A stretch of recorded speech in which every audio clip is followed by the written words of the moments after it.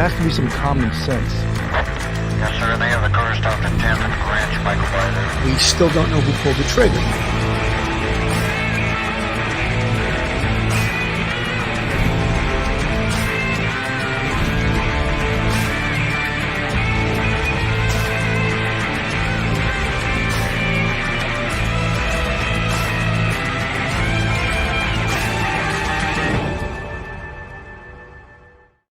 Hello, everyone, and welcome to Police Off the Cuff, Real Crime Stories. I'm your host, retired NYPD Sergeant Bill Cannon, 27-year veteran of the NYPD. Folks, as you all know, the Lori Vallow trial has begun. It's one of the strangest cases that you could possibly follow, and there's so many twists and turns. The timeline goes back to like 2014. We're not going to go through all those details. We're going to discuss other aspects of this case. And for that tonight, I'm going to have attorney Melanie Little and retired NYPD detective Phil Grimaldi. But I'm going to bring them in later on because I want to discuss a little bit more about the case. And Lori Vallow Daybell goes to trial on her children's mysterious deaths. She's being tried in connection with the deaths of two of her children and her husband's previous wife. Prosecutors said she was driven by her doomsday religious beliefs. Now, this is strange. Doomsday religious beliefs. We've seen this before, of course, with like David Koresh, and in a certain way with Charles Manson years ago, even though it wasn't religion, it was sort of like a cult, which so is this. This is very much like a cult. So Lori Vallow Daybell, again, there's so many names in this, it gets you confused too. Her first name was Vallow, and then she married Chad Daybell, and they're still using Lori Vallow Daybell. So she's on trial in Idaho this week in the deaths of 3 people, including 2 of her children, in a case, of course, that has drawn widespread attention for what prosecutors have described as her doomsday religious beliefs and for the questionable circumstances surrounding the deaths of other members of her family. It seems that when people get near her, they get dead, in very mysterious ways. Ms. Vallow, who is age 49, her husband, Chad Daybell, they've been indicted by a grand jury, but the 2 will be tried separately. This is according to the New York Times. Both have pleaded not guilty to charges of murder, conspiracy, and grand theft in connection with the deaths of Ms. Vallow Daybell's children, Colby Ryan, 16, and Joshua or JJ Vallow, who was 7 at the time. The remains of Ms. Vallow Daybell's children were found buried on Mr. Daybell's property in 2020. Mr. Daybell has also been charged with first-degree murder in the death of his former wife, Tammy Daybell. Mr. Daybell and Ms. Vallow Daybell each face 1 count of conspiracy to commit first-degree murder in Tammy Daybell's death. Just 2 weeks before the start of the trial, a judge granted a request from Ms. Vallow Daybell's lawyers to take the death penalty off the table. However, Mr. Daybell still faces the death penalty if convicted. The case now is already the subject of a Lifetime movie called Doomsday Mom and the Lori Vallow story in a Netflix documentary series, Sins of Our Mother. Here's what we know. That's what it's called. And what happened to the children? Colby Ryan and JJ Vallow reported missing in November 2019 by JJ's grandparents, who had grown suspicious when they were unable to reach him by phone. Officers with the Rexburg Police Department in Idaho attempted to conduct a welfare check and later executed search warrants at the apartment complex where Ms. Vallow Daybell and her husband lived. The authorities said the couple seemed unconcerned with the children's whereabouts. In February 2020, Ms. Vallow Daybell was arrested in Hawaii on a warrant issued by the authorities in Idaho after they said she had not cooperated with the effort to find the missing children. In June 2020, investigators found human remains buried on Mr. Daybell's property in Idaho that were later identified as belonging to his wife's missing children. He was arrested and charged with concealing evidence. Both Mr. Daybell and Ms. Vallow Daybell have been in custody since they were arrested. At Miss Vallow Daybell's trial, Detective Ray Hermosillo of the Rexburg Police Department described photographs of the children's remains. JJ was wearing red pajamas, his bruised arms bound with duct tape. Tylee's remains had been burned and packed into a bucket that was buried elsewhere on Mr. Daybell's property. So, guys, you're really getting sort of the bird's eye view of how horrific this case is. And it gets worse. It gets worse. Right now, joining me, I'm going to first introduce attorney Melanie Little, who's she's slowly becoming a YouTube star. And that's why we have her on the show. Melanie, welcome to the show tonight. Oh, hi. Thanks, Bill. This is quite the assignment today, I have to tell you. It is a hell of a case. And you know something, whenever you have a case where there's sort of religious zealotry, almost a mind control type thing, and then of course there's behavior, I think mental illness. I think there's got to be mental illness in this on the part of Lori Vallow, and perhaps also on the part of Chad Daybell. I mean, how does you have behavior like this unless you're not hitting on all cylinders? You got me, but I did fall down the Lori rabbit hole today, as I'm going to call it, because I've been covering so many other cases. I hadn't really had a chance to deep dive into this one, and this one makes Murdoch look tame. I mean, the family tree on this is insane, but I don't know if we're going to get into all that, and I'm sure that a lot of your viewers know a lot more about this case and its intricacies than we do, but this should be an interesting conversation because it's a crazy 100%. And with us also tonight is retired NYPD detective and straight out of Brooklyn, Phil Grimaldi. Welcome to the show tonight, Phil. I hope everybody is strapped in because this is going to be one hell of a show. There's so much to cover here. It's a tremendous case. If you thought the Murdoch case was intricate, interesting, and expanding, this case really does blow it away. It's just unbelievable. I spent about 4 hours doing some research today because I really wasn't up on this case. But Bill went over some of the timeline. I just wanted to give a quick rundown of some of the stuff that took place prior to 2019. Back in 2015, Lori read Chad Daybell's Standing in Holy Places series of books. She reportedly became obsessed with them. In 2016, the Vallow family had moved back to Arizona. In the fall of 2018, Lori and her friend Melanie Gibb were introduced to, they attended Preparing a People event where Lori was introduced to Chad for the first time. And according to Gibb, by the end of the weekend, Chad told Lori that the two had been married in 7 previous lifetimes, and the two soon began private communication.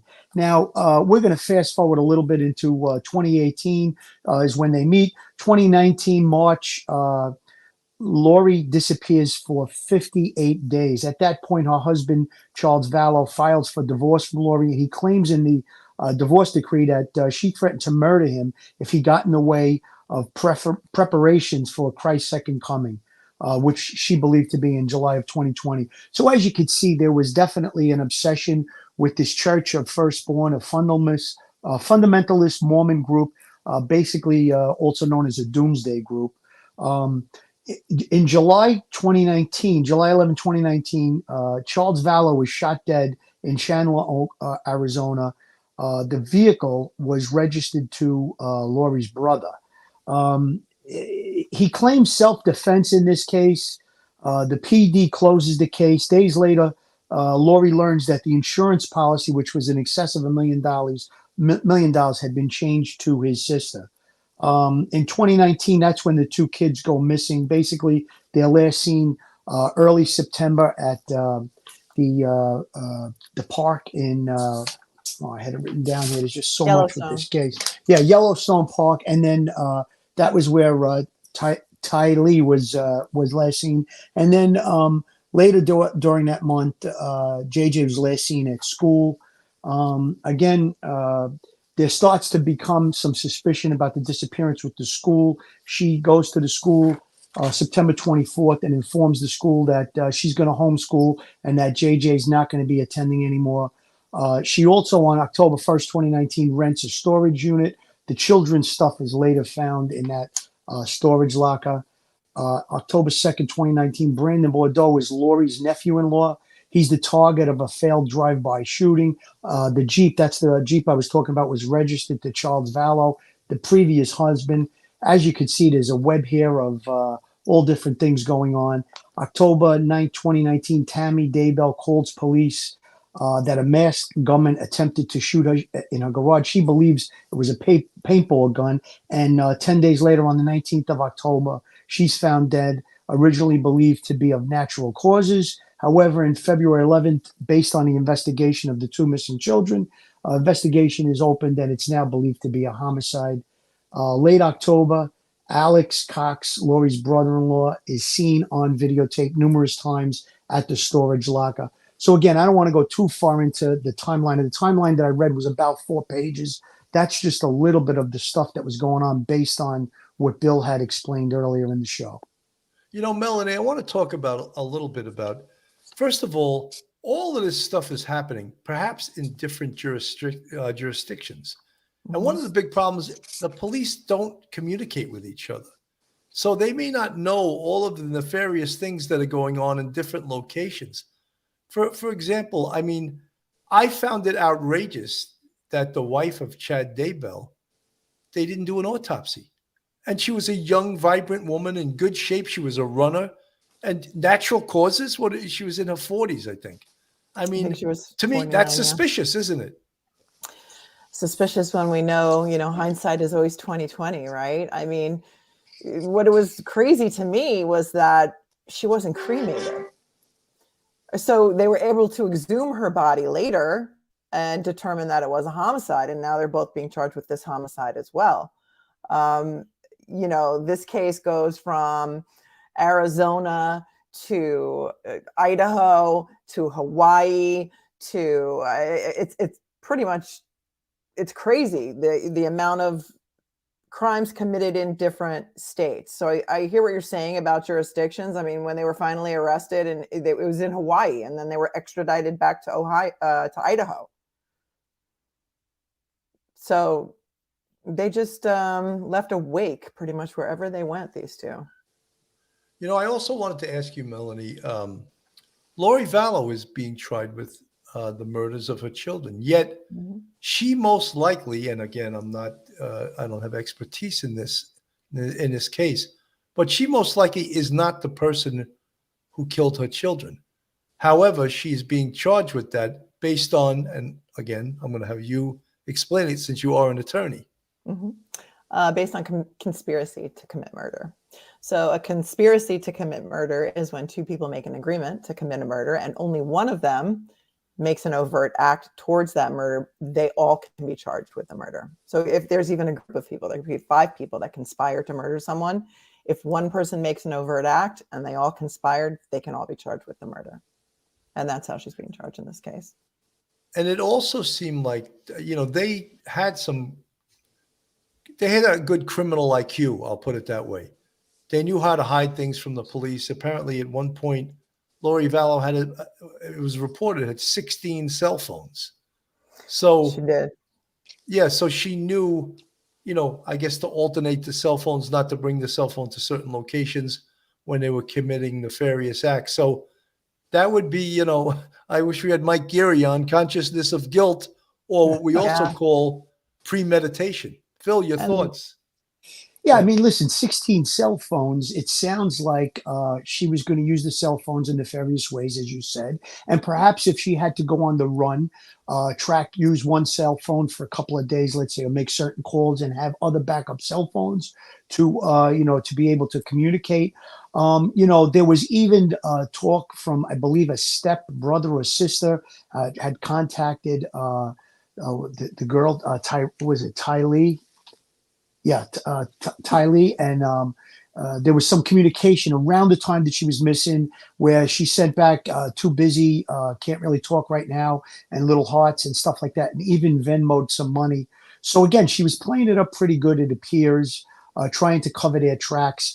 When they were first accused of not having custody of the kids or knowing the whereabouts of the kids, they were on a honeymoon just 2 weeks after Chad Daybell's wife was found dead. And, they had gotten married. So again, the eye of suspicion was definitely on them right from the beginning. A good investigation took place. Pandora's box was opened, obviously, when the children went missing. These crazy religious beliefs that they had in their head, the things that they did, just really, really shocking and amazing. I'm going to play some of Colby Ryan's uh, testimony in court. You're just going to hear the audio. Lori Vallow, Daybell's only surviving son, takes the stand in her murder trial. And wait till you hear what the two talked about on a recorded jailhouse call. Welcome to Sidebar, presented by Law and Crime. I'm Jesse Weber. A big witness took the stand in the Lori Vallow Daybell trial.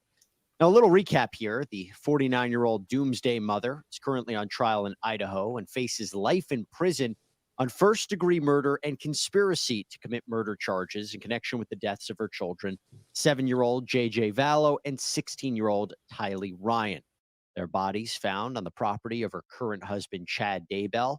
He actually faces similar charges. He's going to be tried separately at a later date.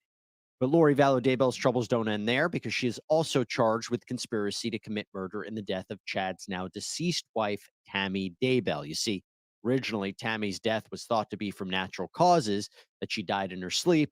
But when the kids' bodies were found and her body was exhumed, authorities realized something else was going on. And that is when prosecutors explained at the beginning of this trial that Tammy Daybell actually died from asphyxiation at the hands of another. Now, the theory put forward by prosecutors is that Lori Vallow Daybell did this for several reasons. One, to be with Chad, who she was having an affair with. Two, for financial gain. In other words, obtain the proceeds of Social Security and life insurance benefits when these people died. And three, that she and Chad felt justified through their extreme religious beliefs, that there were these dark spirits, there was good versus evil, the kids were possessed, stuff like that. Okay.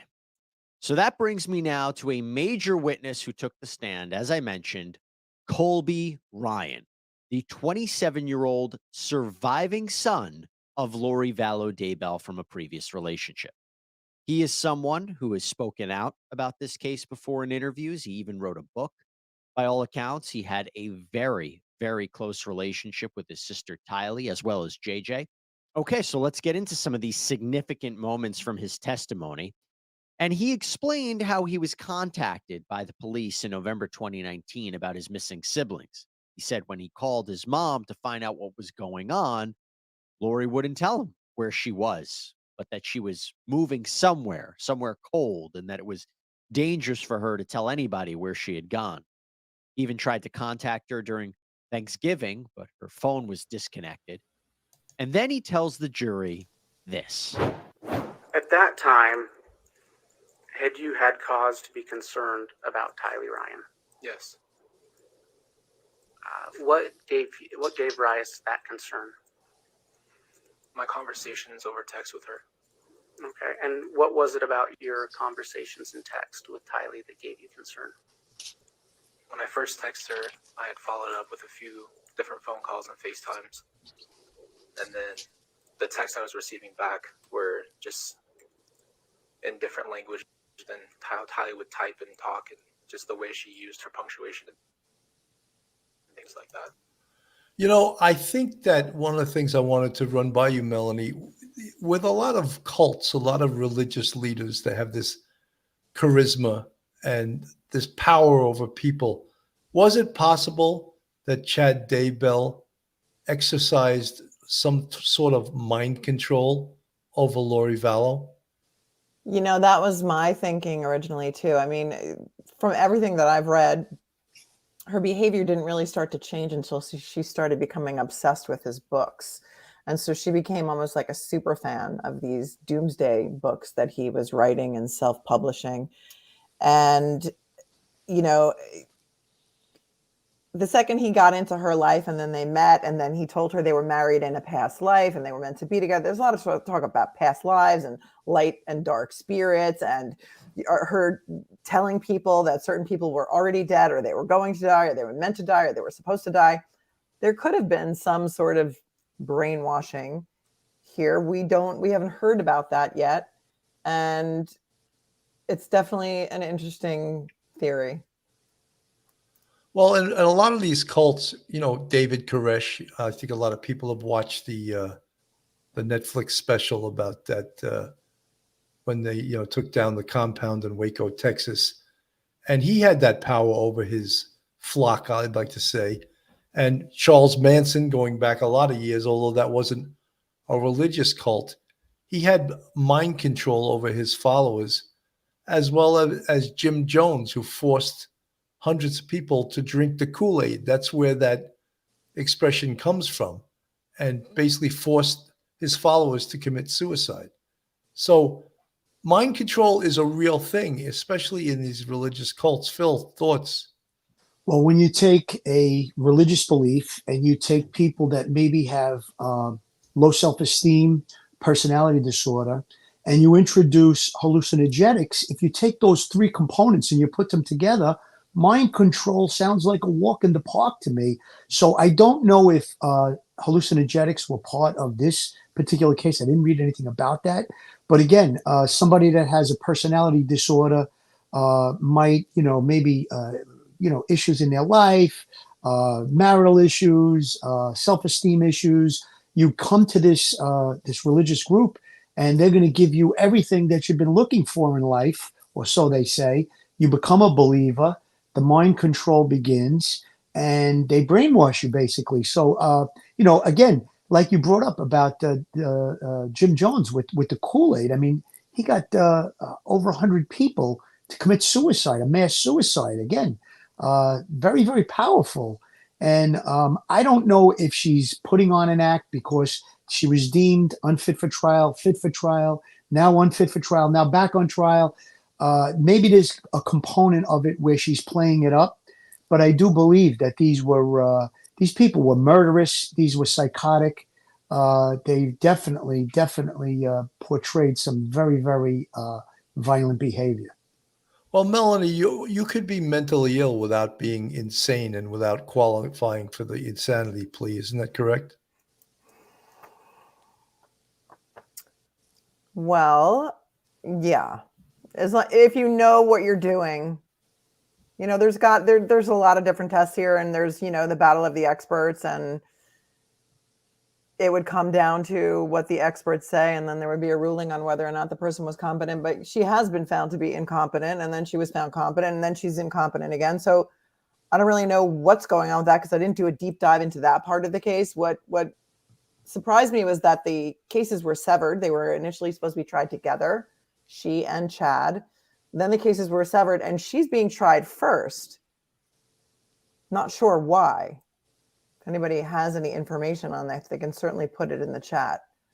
Melanie, I think that perhaps that could have been a ploy to maybe get her convicted, and perhaps maybe she'll testify against Chad. That's what I was thinking when I saw that too. The whole thing is very, very, very odd. And my understanding, now I'm not a psychiatrist or a psychologist or a doctor in any way, shape, or form, but my understanding about whether or not a person is found to be competent, if you could live through daily life, drive a car, go to the store, clean yourself, different things of that nature, that usually indicates a person that is sane, to my belief. I mean, obviously much deeper examination is done by court-appointed doctors to find if a person is sane or insane.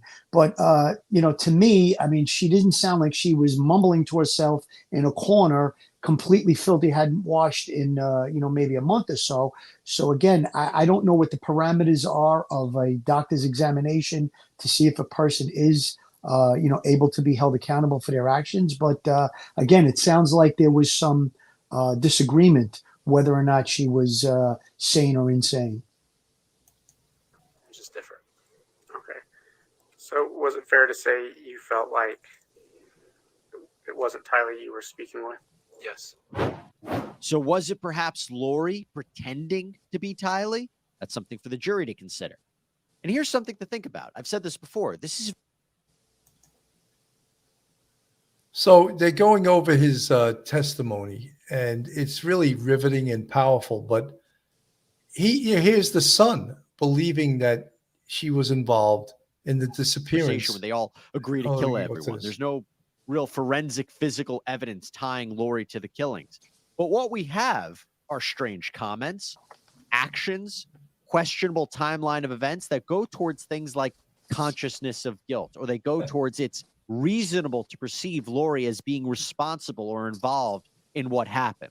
That's the big evidence here, which brings me now to the big bombshell. He was locked up in jail. And as you'll hear, he confronts his mother directly about the deaths of his siblings. You think you can hide from me?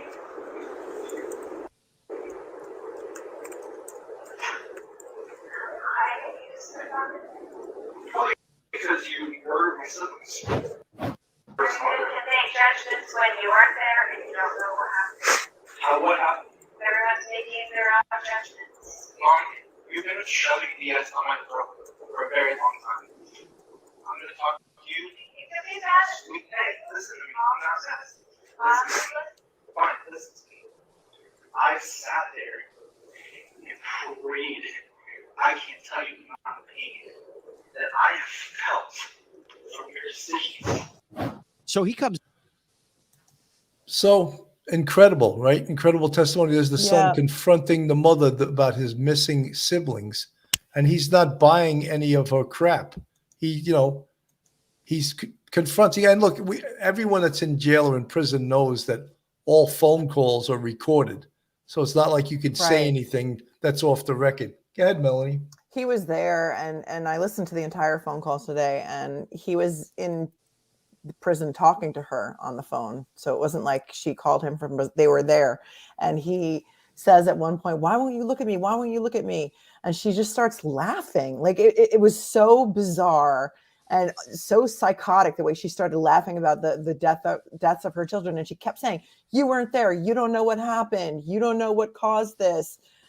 You have to listen to the whole phone call, but it was really bizarre and just really heartbreaking to listen to. Well, again, I think it's the mental illness component of this that, she went through 5 husbands. Is that a normal thing to go through 5 husbands? Look, I know there's Hollywood people and showbiz people that do it all the time, but for John Q. Citizen that is living a normal life, isn't loaded with money, going through 5 husbands, I find that to be a bit bizarre.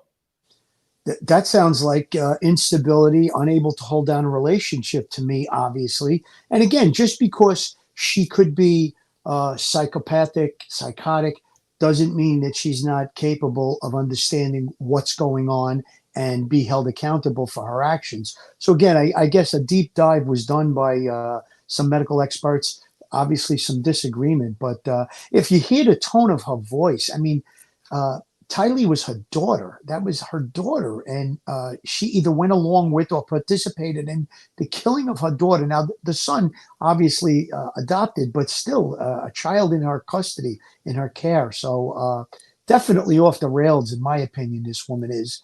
But again, I don't know. To me, I just feel like there might be some drug component in her past, maybe acid or some type of hallucinogenics. Just, played with the brain, and she was unable to, to lead a normal life. This is Law and Crime again reporting on this.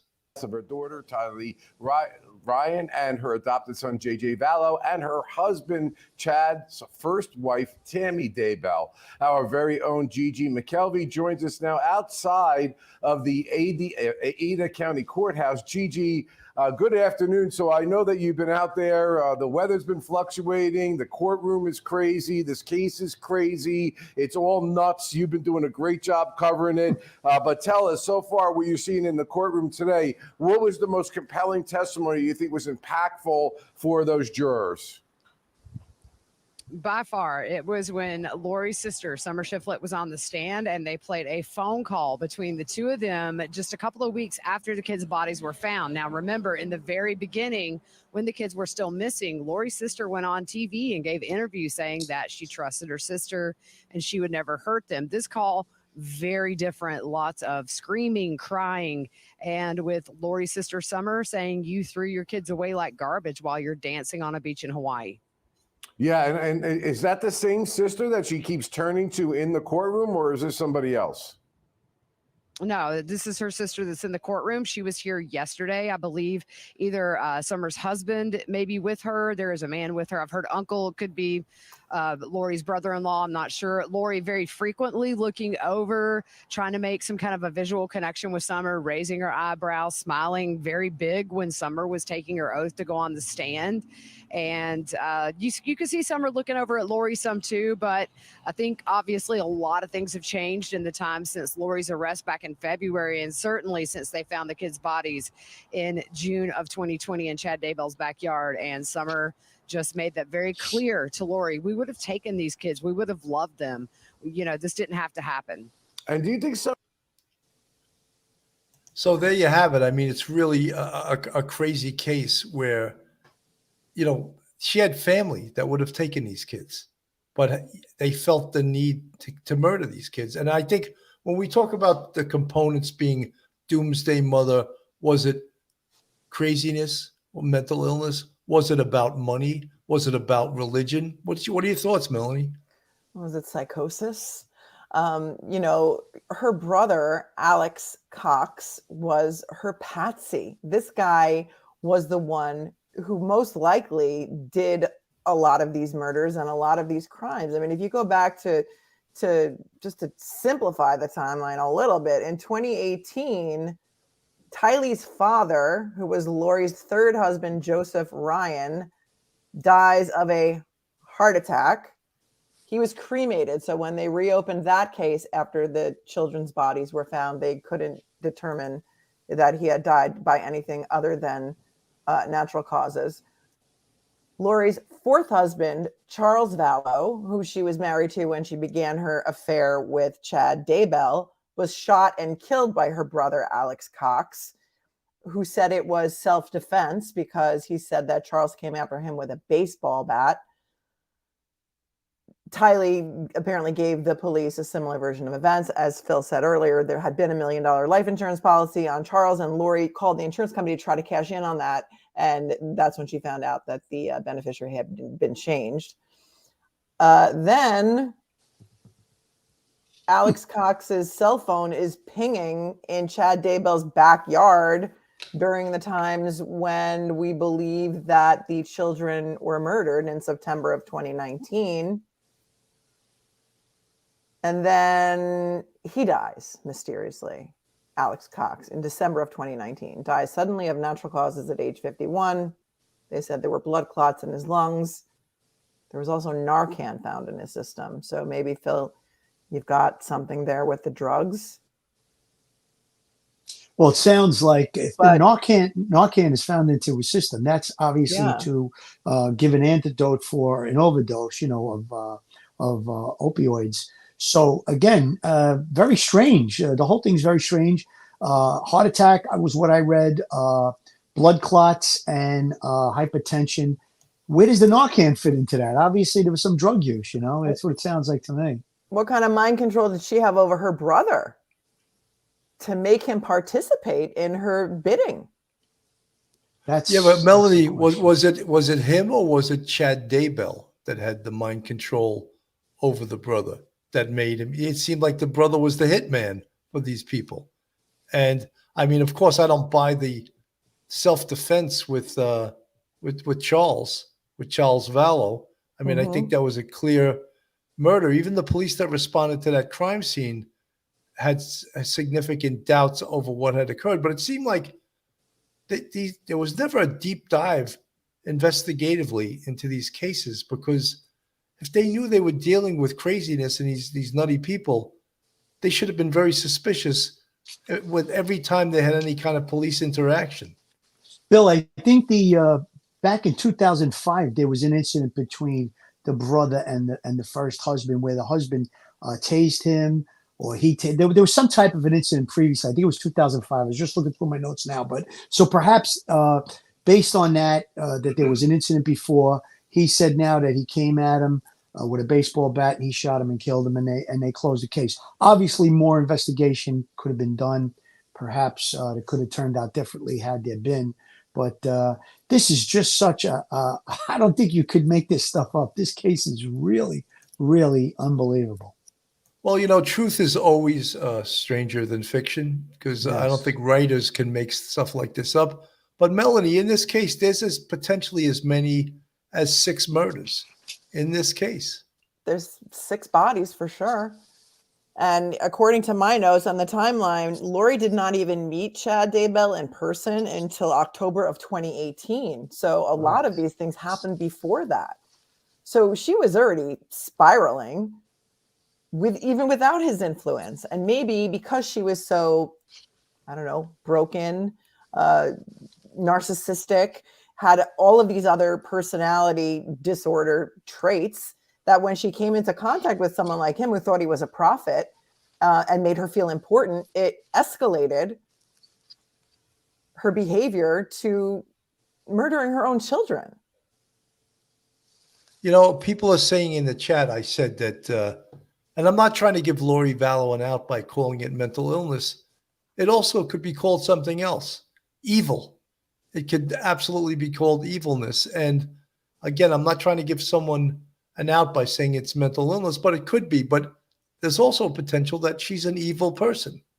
Phil, Absolutely, Billy. And I'm glad that you brought up the Manson case previously, because if you look at the way her demeanor is in the courtroom and anytime she's being observed, disconnected. She's showing me that she's disconnected, similar to way Manson and the family were when they were in the courtroom, completely disconnected to what's going on. You're on trial for these murders and, you're just having a grand old time, twiddling your thumbs and saying these off the wall things. And if you listen to the Jailhouse conversation she had with her son, and if you look at her demeanor in the courtroom, again, very disconnected. So I think Melanie is onto something, that perhaps she had all of these personality flaws that were, escalating over the years. And then once she got hooked into this religious cult, because it's definitely a cult, a doomsday cult, things just accelerated. And they believed, it's NBC reported that they believed that both children were zombies and possessed. So again, perhaps they convinced the brother Cox that they were evil and they were possessed, and he took part in those murders. Of course, as we just reported, Melanie just said, his cell phone was pinging in and around the area where the bodies were found. So again, very, very odd. And again, I think, Billy, you hit the nail right on the head. This is pure evil. Well, Lori is pure evil. I don't know what all that other stuff means, but yeah, she absolutely, Lorraine Lawrence is pure evil. Yeah, she sits there with no affect. I mean, look, we're only seeing sketches, right? Because there's no cameras in the courtroom. But the video that I have seen of her, and she gave an interview after Charles was killed to the police. I mean, there's video immediately after the killing, and she's laughing and she's joking and she's, flirting with the cops, kind of, it's really, really bizarre behavior. She never even asks about the condition of her husband. It's very strange. Folks, this is Police Off the Cuff, Real Crime Stories. If you like real crime stories from a police perspective, then you're in the right place.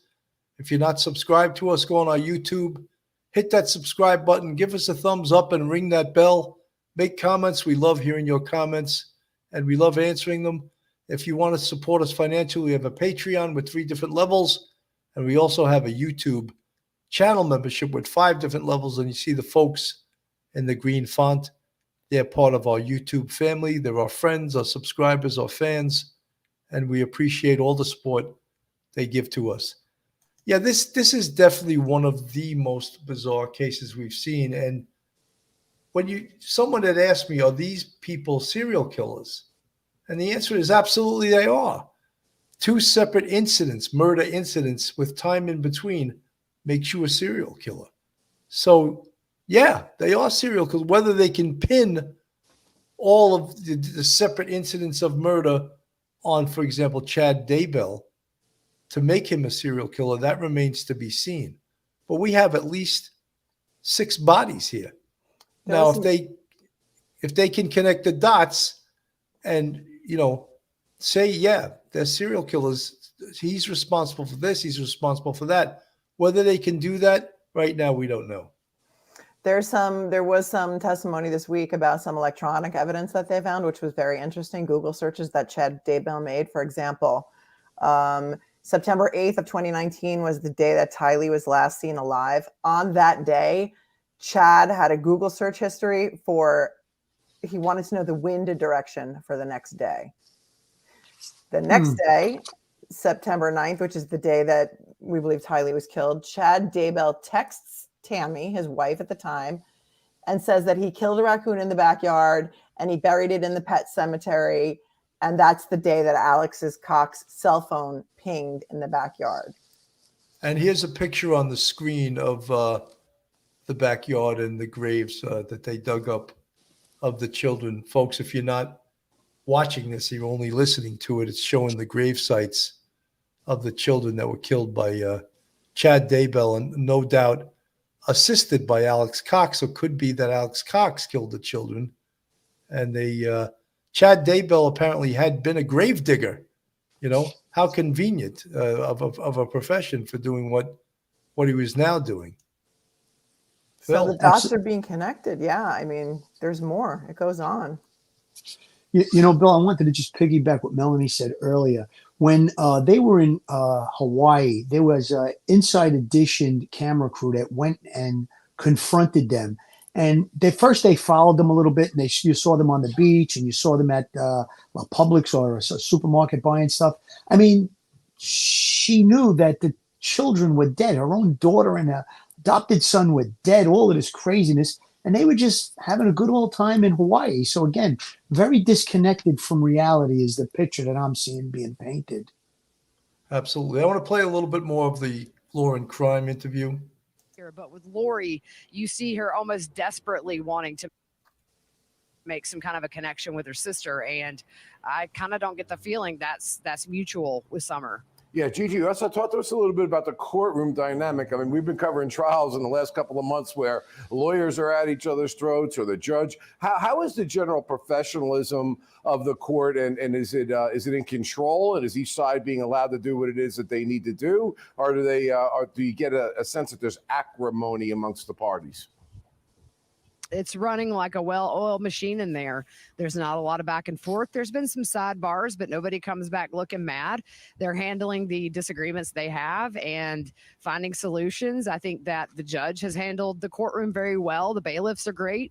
So, I mean, right now the focus 100% is on this testimony and the facts of the case that this jury will need to decide her fate. Gigi, we've also been talking about some legal issues, and I know that the judge has not charged the case, but we know that the state does not have a quote-unquote insanity defense, but nevertheless, you can introduce evidence that goes to the mens rea or mental state of that defendant. I don't think any of that's coming in from what I understand, because there was nothing provided by the defense attorneys in a timely fashion. Do I have that right? You do have that right. And according to one of the hearings in the past before trial, Mr. Archibald said she did not want to bring mental illness in as a defense. So in my opinion, they've kind of got some hands tied behind their back. They're newer to this case. Remember, she had Mark Means on her case for over a year and a half. And then once she was deemed incompetent and went away to the Department of Health and Welfare, when she got out, Mark Means was removed for a conflict of interest, and then Jim Archibald and John Thomas put on. So with the amount of discovery in this case and the fact that she doesn't want to use mental health as a defense, I think that they definitely have an uphill battle in convincing this jury that she knew nothing and wasn't involved. Yeah, Gigi, I want to... You know, Melanie, you had brought up the fact that in 2 prior cases, she had been found mentally incompetent to stand trial, 2 prior occurrences. And in this case, Judge Boyce ruled that she was, in fact, competent to stand trial.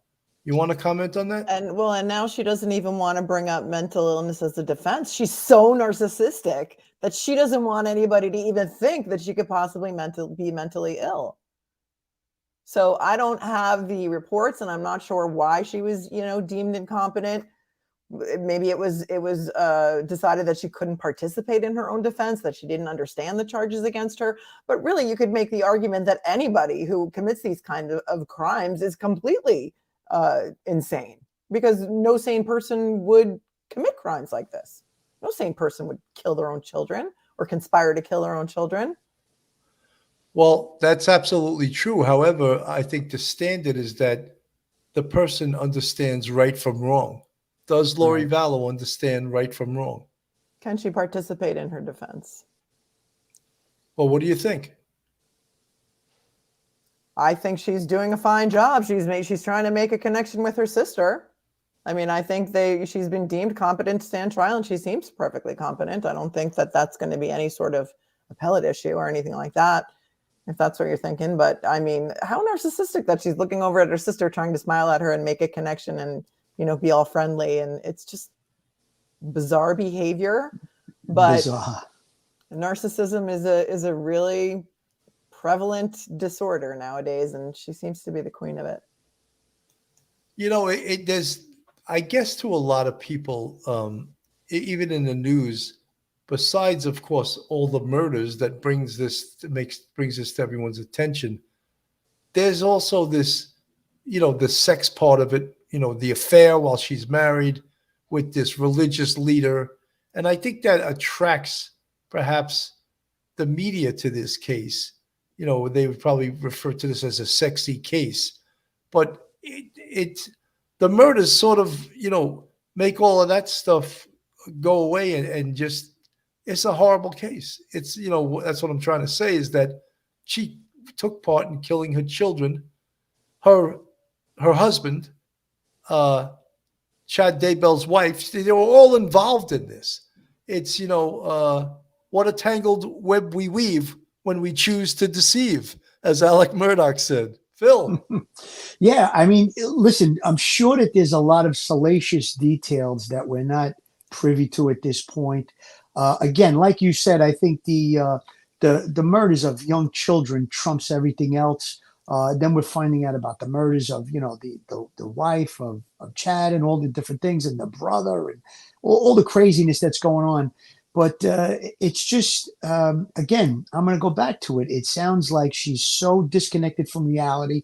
I don't know if it's an act, but to try and, you know, smile at her sister that's apparently not in her camp, you know, a sister that testified against her. And again, I think they're probably very angry that the boy, JJ, was autistic, I believe, and the young 16-year-old girl, a 7-year-old boy. The family probably love these kids, and they're probably infuriated with the fact that they're no longer with us. So for her to be smiling at her sister, again, really signs of, you know, being out there to me. Melanie, in your opinion as an attorney, how is the defense for Lori Vallow, and what would you do differently if you were representing her? I didn't just put you on the spot, did I? Well, they it's not their turn yet. They haven't presented their case yet, so we're going to have to wait and see. But what do you think, Laura? If you like, I don't want to put you on the spot either, but if you had a defend if I her, had I mean, a client like this, I mean, you know, what type of you know, what position would you take? I mean, it's difficult. I would try and convince her that you have to go with some sort of mental illness. Yeah, that's what defense to at least, you know, lessen the charges. I mean, look, it's clear. The kids are killed in September. Tammy is killed in October. On the day of Tammy's funeral, Lori is Google searching wedding dresses in Hawaii. They go to Hawaii and get married 2 weeks later, where they tell everybody that they're empty nesters. Frolicking on the beach. Yeah. Right. Crazy. She has no children. There's no children to be concerned that they have with. no children.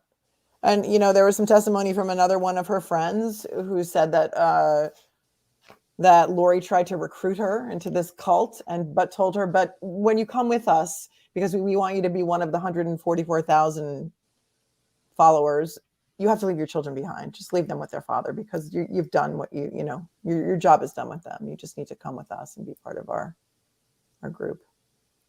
K.H. Walker, Charles Vallow begged the Chandler, Arizona police to lock Lori up.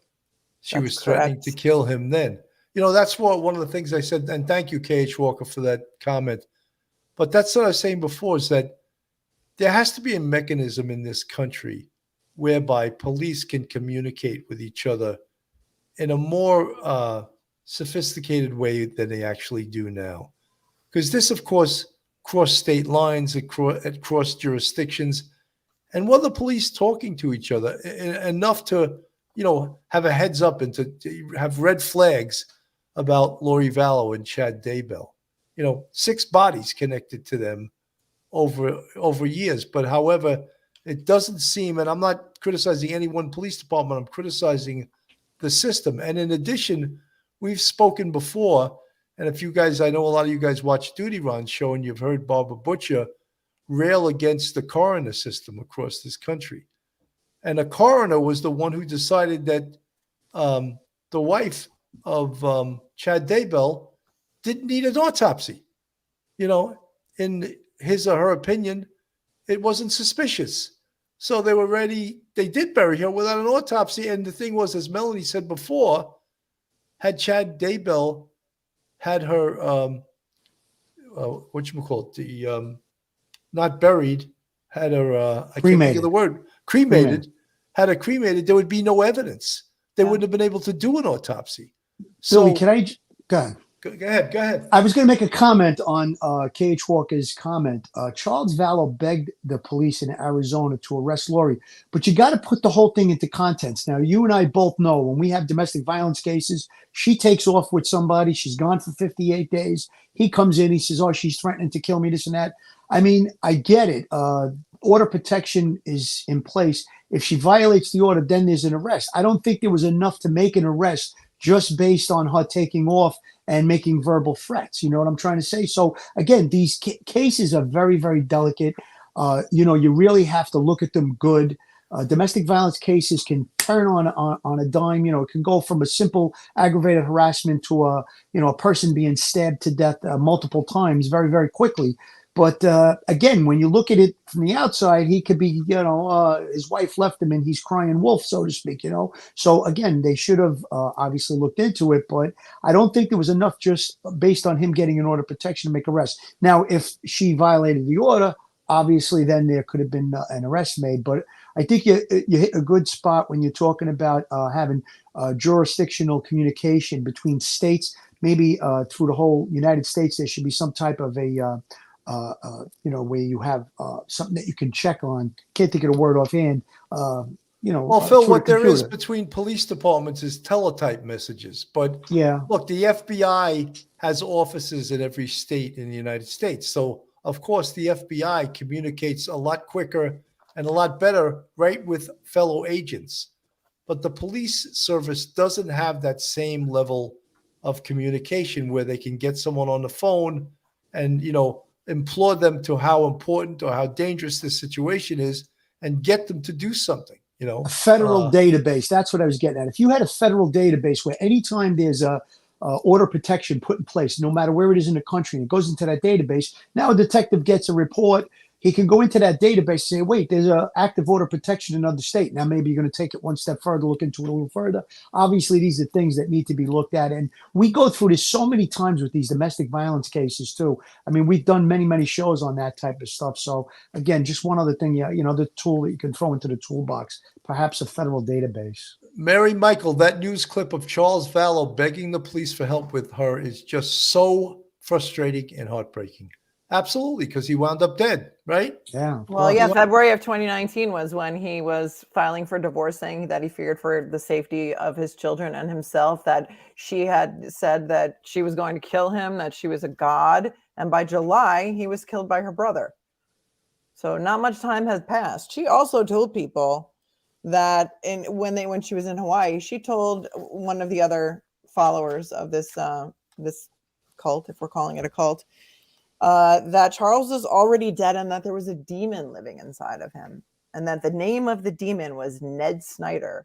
And she said, well, how do you know that there's a demon inside of him? And she said, well, he's shorter and he's possessed. He's acting differently. Wow. That's, there's the mental illness component. Yeah. Let me play a little bit more of Law and Crime interview here. I want to pin that down a little bit because, again, are you saying that the judge would not permit it because it was out of time, or that the client refuses to go with the mental health defense? Do you know? My understanding is that Lori did not want to bring mental health in as a defense. It was not the judge. The deadline passed, but that was raised in court by her defense attorneys that she was not intending on using that as a defense in her case. Well, I would imagine, I'm not sure if you were there when that happened, but the defense attorneys are essentially probably putting that on the record in order to cover themselves from a malpractice action down the road, that they saw a viable legal defense. Now, this is a person, as you note, who was declared incompetent to stand trial. And while that's not insanity and or does not necessarily diminish mental capacity at the time of the incident, do you suspect that that's the lawyer's? Again, freezing up, guys. right. So yeah, as you could see, the defense Miller, we spoke about the mental disease defect. Apparently there's not an insanity plea in Idaho. So I don't know how that affects. We learned about that in Koberger. Yes. Yeah. So it's, I don't know what a mental disease or defect defense would do. Well, if she was found guilty by means of insanity, she'd be placed in a psychiatric facility as opposed to a jail. I know that would probably be one thing. But again, if she's found incompetent to stand trial and remanded to a psychiatric facility, I guess the state, whatever the guidelines are in the state statutes, I guess that's how they would determine what would happen if she is found to be incompetent to stand trial. I think they're going to argue that Alex Cox acted on his own, that she had nothing to do with it, that at the time all of these murders took place, she wasn't there. I think that's what they're going to try to use to cause to shed some reasonable doubt. I think her behavior in the courtroom can also wind up getting her convicted, because I think, innocent people don't behave the way she behaves. It's so hard to judge someone's behavior. You never know how you're going to act in a certain situation, right? So I hate to do that, because it's like, oh, if your kids disappeared, you would, you behave a certain way and you wouldn't behave a certain way. I think her behavior is bizarre. I don't know how the jury is observing that or how they're taking it. Right. Or if anybody has reported on the jury crying like we've seen in other cases. A good barometer for that would be when the medical examiner discusses the manner and cause of death, what her, her reactions would be. I mean, and the photographs. Yeah. I mean, graphic photographs. Any normal mother would be inconsolable at that point, wouldn't you say? And I don't know if that's going to be the case with this one, but again, that's the jury is going to probably be able to draw conclusions based on her appearance and her demeanor in court, and I think that's fair. That's fair in my mind. I mean, you have somebody that is normal and rational thinking, and you have somebody that's appears to be not normal and rational thinking. So a person, the jurors, you would consist of normal people. You would label them as being normal, everyday people. And if her actions or her demeanor is out there, I think they're going to pick up on that very quickly. Sure. I like to say jurors don't leave their common sense at the door. They come in with their own life experiences and their own common sense, and that's what they use to make their determination. And it's going to be observations. Do you think she's going to testify? Wow, I could not see her testifying at all. That would be a real circus. But I think that most jurors, I would venture to say 99.9% of jurors, especially on a case that's as high profile as this, are going to take this real seriously. And I think that they're going to look at every piece of evidence. They're going to be glued to every word that's being said from the witnesses that are making statements, the cross-examination, the prosecutions, whatever they're putting forward. They're going to take it seriously, and hopefully they'll come to the right decision in this case. I think even when your family testifies against you, that's a pretty bad sign. It's very powerful in the eyes of the jury. Good point, Billy. Yeah, good point. For sure. Bill, and when you go ahead. Joe Murray, attorney at law. Listen, guys, we have Joe Murray as a very big supporter of Police Off the Cuff Real Crime Stories. He is a terrific criminal defense attorney in the New York area. You could reach Joe at his website, jmurray-law.com. Joe is not only a defense attorney, a criminal defense attorney, he's also a retired member of the NYPD, had 15 years delivering that knockout punch on different cases that he's worked on recently. If you have need to contact Joe for legal services, his telephone number is 646-838-1702, or you can email Joe at joe@jmurray-law.com. He really is a terrific criminal defense attorney, and he happens to be a great guy and a big supporter of our show, Police Off the Cuff. You know, Melanie, one of the things I thought of is that they took the death penalty off the table in regards to Lori Vallow, but they kept it in regards to Chad Daybell. Is there a possibility, although she's taken this right through trial, that that was a deal cut for her to testify against Chad Daybell? The excuse given for taking the death penalty off the table was that the defense argued that they had been presented with a mountain of evidence, and they didn't have enough time to go through all of the evidence to have them properly prepare for a death penalty case. And that's why the death penalty was taken off the table for her. Well, I was thinking that it would be a deal cut for her to testify against him in the event she's found guilty and to not get the death penalty. They haven't said anything about that. That's the reason that was given for taking the death penalty off the table for her. Well, I believe you, Melanie. That's I'm not questioning your veracity. In my deep dive today. She also asked her friend to lie to the police. That's another thing. I mean, the circumstantial evidence, there's a ton of it, you know. She asked her friend to lie to the police when JJ's grandparents had asked for a wellness check because they hadn't heard from JJ in a really long time. And so so she called her friend and said, listen, the police are going to be calling you. Just tell them that JJ's with you in Utah, and tell them that you took him to see the movie Frozen. And by the way, could you go to the theater and take a couple of pictures of just random kids around so you have something on your phone? Unbelievable. Mary Michael, her family is testifying against her, and she's sitting there smiling and smirking. What's wrong with this picture? There's obviously, you know, we talk about the Doomsday mother. Did she really buy into this religious cult? Or is she mentally ill, or is she evil? Which one? You have a choice of three, or all of them, a combination of all three.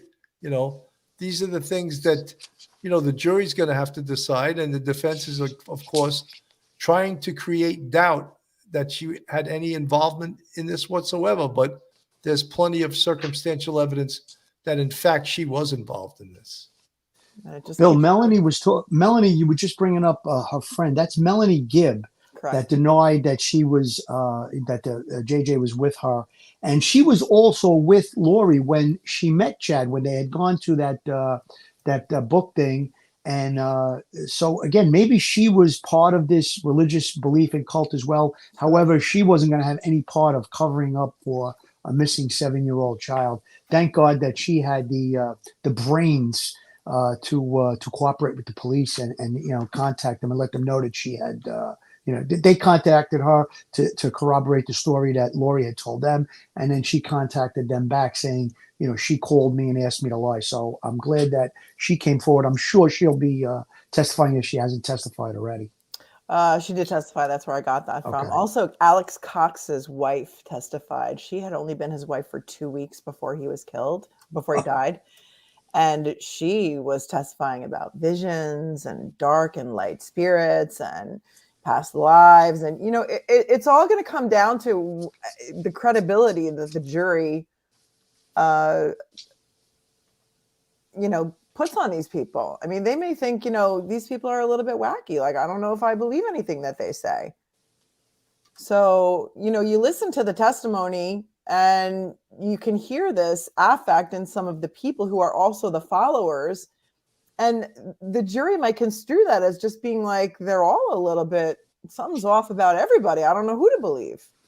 I think that's a good point, Melanie, because if someone gets on the stand with very, very sensitive evidence, basically saying that I was asked to lie, but now if the defense attorney cross-examines her and says, well, do you believe in spirits? Do you believe that Doomsday is coming? And she starts to get into it, that could ruin her credibility right there. So that's a good point that you brought up, Melanie. Yeah. You know, how Melanie, we interpret all of that.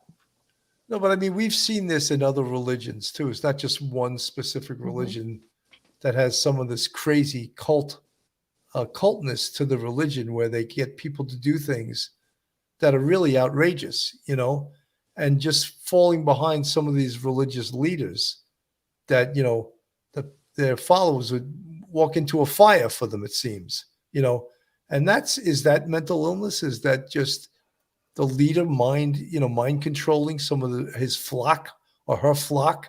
What is it, And again, not to point out any specific religions, but we've seen this a lot of times in many different religions. Yes, we have, and we should get a cult expert on the show, because I would love to know more about the cult mentality. And I think they target certain kinds of people, right, to be part of this cult. They have to have certain traits that are going to make them follow really without question, and people who are looking for something and meaning in their lives. And we've seen this in the a lot of these cases with the women. What was the one in upstate New York? It was like a cult where he was branding them Keith Raniere, right? There are certain people that are targeted by these cult leaders because they're easy targets.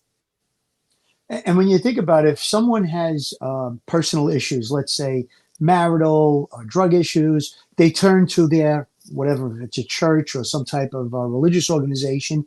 Now they're at a weakened point in their life, probably very vulnerable and easy to get them to commit to the religion. Don't worry, we have the path. God is going to save you, or whatever the religion that they're going to spout, or they're going to try to get the person to believe in. So if you have a vulnerable person, obviously maybe with some personal issues, and you're going to save the day for them, and you talk a little common sense to them, but you need to come in and you need to give a third of your salary to our organization, to our church, or whatever it is, religious group. A lot of times those things happen where it doesn't turn into a murderous organization, but they get people. That's how they will get people to come into their religion or their cult, so to speak. So again, I've seen many times where these you have religions and you have cults that they'll use narcotics and they'll use Santeria and all these other different things. So it's something to be concerned about, and it's not a joke. Obviously, this led to some horrible circumstances. I mean, all these people, these 2 young children killed. So again, not anything to laugh about. Melanie, I think you hit it on the head with people that go into these cults. They have a weakness in their personality. They have a weakness because of alcohol, drugs, mental illness, and that's who religions prey upon. And they get the weakest individuals. They target them, and these people will do. And I think the religion keeps them walking a straight line for some reason. Of course, they preach no alcohol, no drugs, but some of these people had huge histories of alcohol and drugs and potentially mental illness and or problems in their past, criminality perhaps. So yes, that's who some of these religions target. And I would say it's the weaker individuals among us that would become susceptible to joining like a cult. Or people who are looking for acceptance, or who are looking for love, or just, a sense of belonging, or, any of that stuff, right? I saved Phil from a cult. The cannoli cult. Billy. I had to throw a joke in there. It was getting a little dry. So folks, this is a tremendously complicated case. It's one of those cases, almost like the Alex Murdaugh case.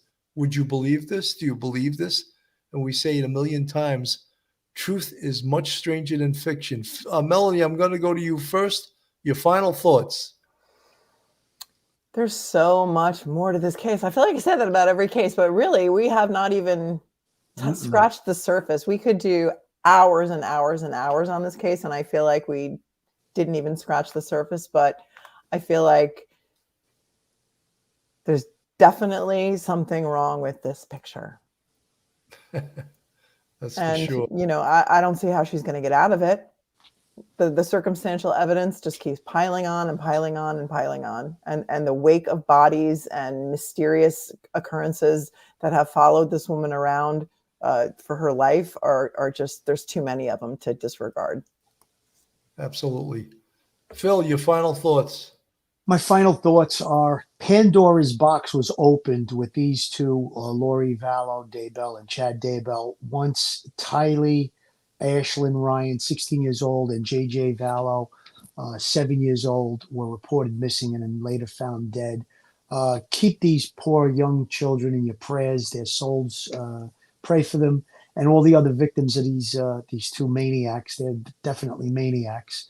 And I think Melanie said it best. I mean, I looked at the timeline on this case. I printed out 4 pages of timeline. I mean, it's incredible how many twists and turns there are in this case, and how many facts and circumstances that are. I printed out 10 pages of just notes and stuff.